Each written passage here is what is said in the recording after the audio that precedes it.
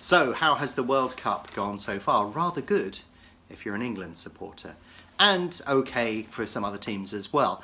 And obviously we're at the quarterfinals now, but it's worth appraising a number of things that we've seen in the tournament so far that will confirm whether a strategy that you're using is correct, how you could have profited so far, and probably how you can profit going forward. It's worth having a look at all of those individual items. So yeah, tournament's gone pretty well for England so far, but also for teams like Sweden. Sweden were 340 when this tournament started, and they're now obviously in the quarterfinals against England. So that's going to be an interesting match. And England have had quite a favourable route so far, and possibly, if they can beat Sweden, could see themselves in the semi-finals or finals, if we dare believe that much. However, from a top-level perspective, let's see how the market's changed since we first looked at the tournament. When we first went into the tournament, there were several things that we thought could or couldn't happen, but we're now at the quarterfinals, and we can see what impact that has had. And as I've hinted at already, England have had a good run. And they were 19.5 or 19, around that level, when the tournament started, and they're floating between 5s and 6s at the moment. They're third favourites to win the World Cup at this moment in time. And the best way to look at this is you can look at the outright odds. So for example, Sweden have gone from 340 to, I think it's 30, can't remember off the top of my head. What we'll do is we'll bring up the graphic and put it on the screen so that you can see all of the data for yourself. But moving from absolutely massive odds to quite large ones isn't the same if you look at it from an implied probability perspective. So what we're saying is, what is the percentage chance of a team winning the tournament, and therefore which one has improved the most between the start of the tournament and the quarterfinals. And the two teams that improved significantly are England and Croatia. So England's have improved their chance by about 12%, Croatia somewhere between 10 and 11%. And that's how much their increased chances of winning the tournament from this particular point onwards, which is pretty impressive. Now obviously all of the teams have gained to some point within the tournament getting to the quarterfinals, so their odds have improved, but and that has to happen because all the other teams have been knocked out, so that distribution goes across to all of the remaining teams. But it's England, Croatia that stick out, and there are gainers elsewhere. And like I said, we'll put the graphic up so you can see what the starting price at the beginning of the tournament is, what the price is now, and how much they've moved. And that gives you an idea of the way that the market is shaping. And most of the move for Croatia is because they've played really well, but most of the move for England is because of the favourable path that they have to the final. Perhaps. Who knows? Let's wait and see. But yeah, that's the first thing to note, is that that's the shape of the tournament at this particular moment in time.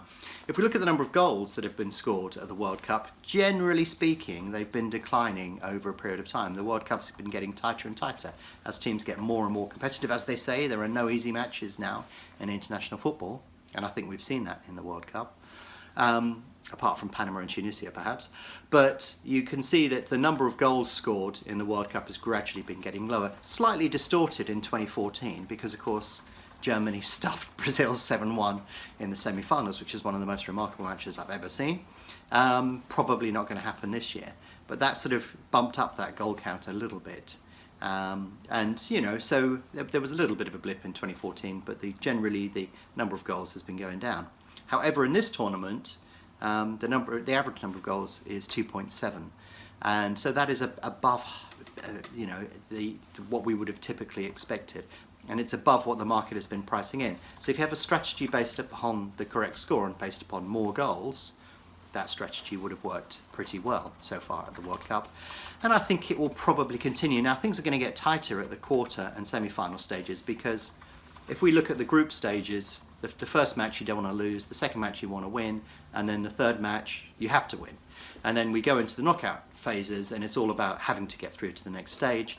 But all of a sudden, the mindset of players will shift to be thinking along the lines of, well, you know, we're only 2 or 3 games away from perhaps playing in the World Cup final. So you'd expect things to tighten up a little bit. However, you know, this tournament, there does seem to have been an above average number of goals. It's been very entertaining. So, you know, that's pretty good to see as well. But what impact has that had on the overall markets that we see within various strategies and so on? Well, the best way to look at anything, the interesting thing about football is whatever strategy you pursue, say you're doing over 2.5 goals, under 2.5 goals, correct score, match odds, they're all intertwined, they're all meshed together. So if you pursue one strategy, it's sort of semi-reliant, dependent upon other statistics within there. So I've often, it's very popular within football to trade one market, and if that doesn't work, then trade another.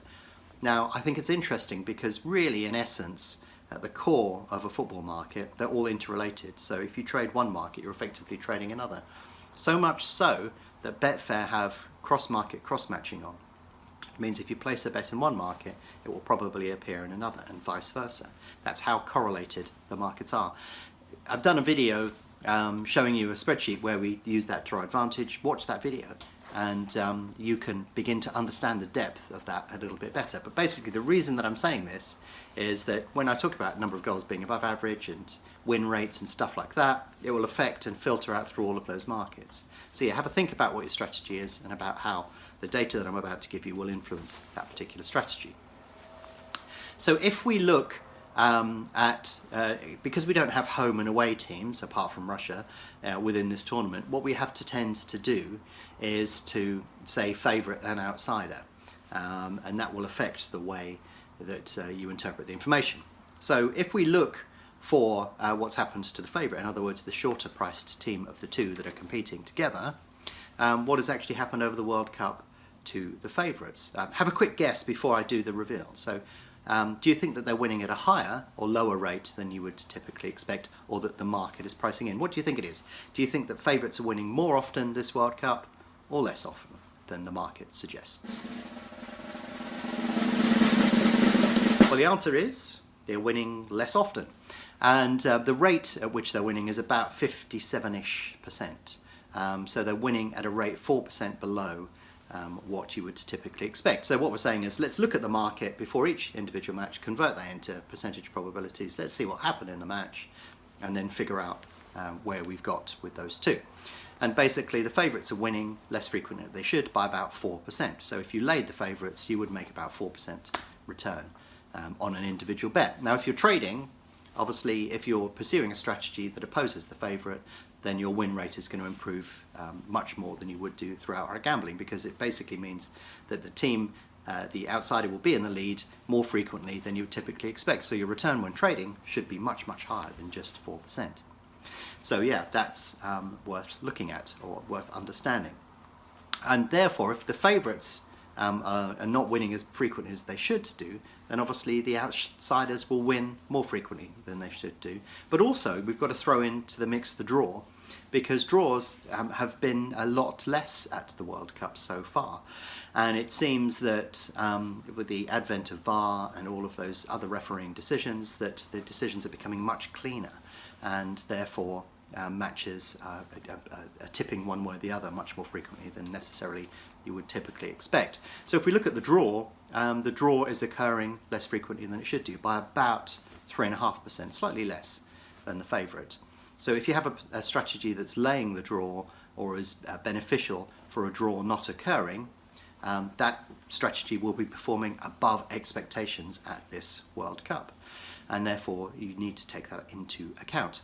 But as I hinted earlier, it's the outsider where the value has been in this World Cup. In fact, the outsiders are winning about 7% more frequently than they really should do, and that's sort of obvious because we've done the favourite and the draw statistics there, so you should have been able to work out what happens to the outsider, but about 7% more frequently than the market is suggesting. So if you want to stick that into a number, if you had £1,000 down, then obviously you would get £70 back. Or if you put, there have been 56 matches, if you got a 7% return on 56 matches by putting £1,000 on the outsider in each match, you would have made about £4 grand.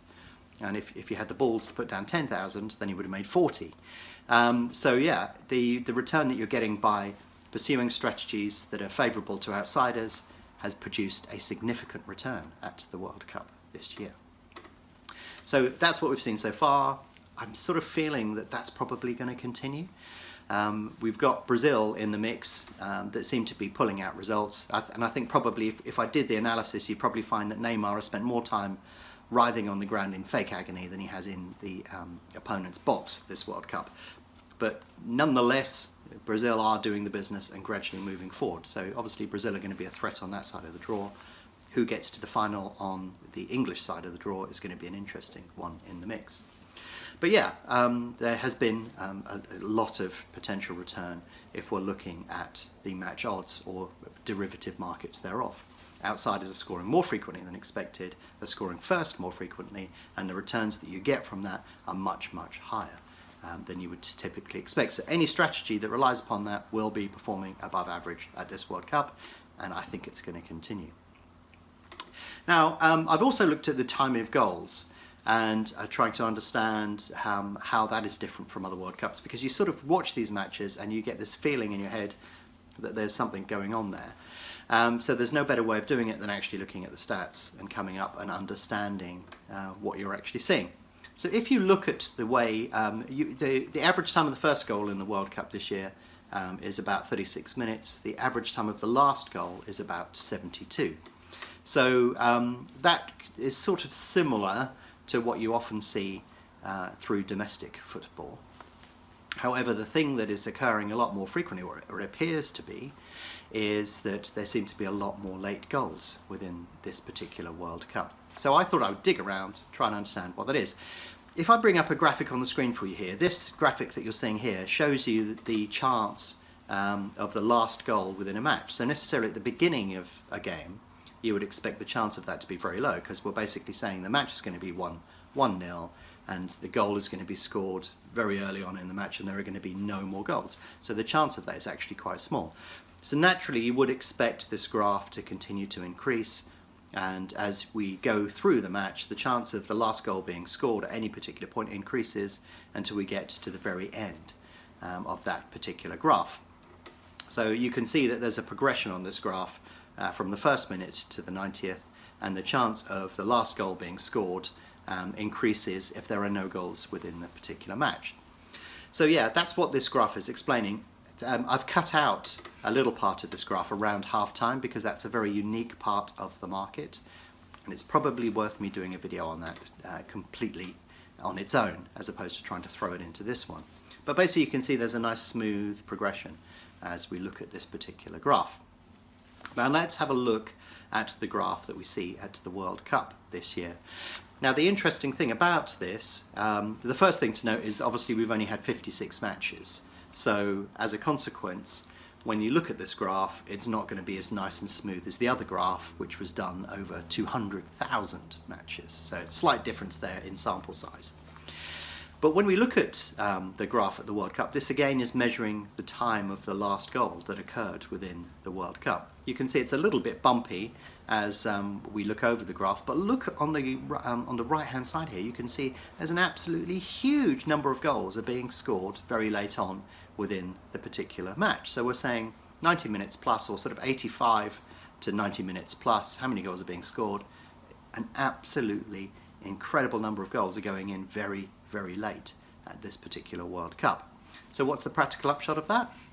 Well, if you have a strategy and you're looking for a position to trade out at a loss or to trade another market, in fact what's happening in this World Cup is you're getting served a get out of jail card very, very late in each of these individual matches.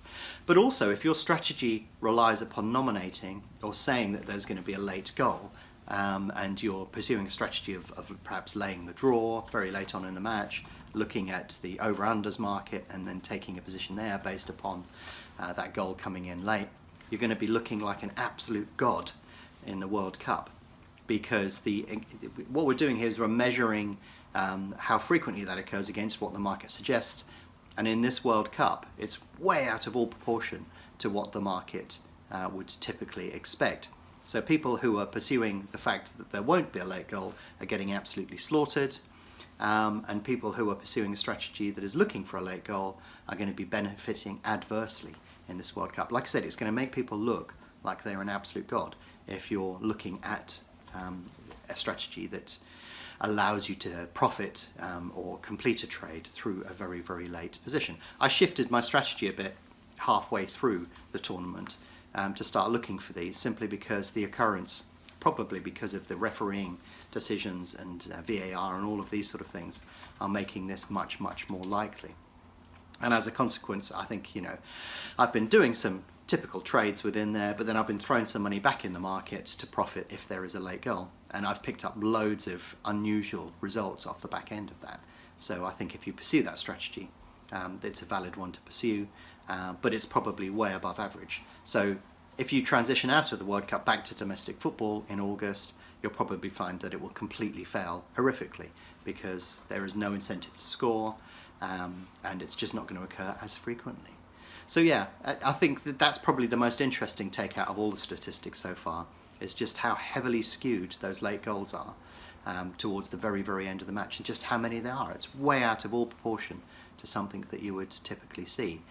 But you do expect it a little bit more in tournament football because there's a big incentive to score, especially in something as big as the World Cup. But what we're seeing this year is it's much more pronounced. So anyhow, that's where we're at the moment. I think that most of those characteristics are going to carry forward to the latter stages of the tournament based upon all of the changes that have been made. So I suggest that you take those stats and you have a look at them and sort of reflect that in whatever strategy you're pursuing. And I hope that the remainder of the World Cup meets the expectations that have been set by all of the matches that have been played so far. So anyhow, enjoy the rest of the World Cup.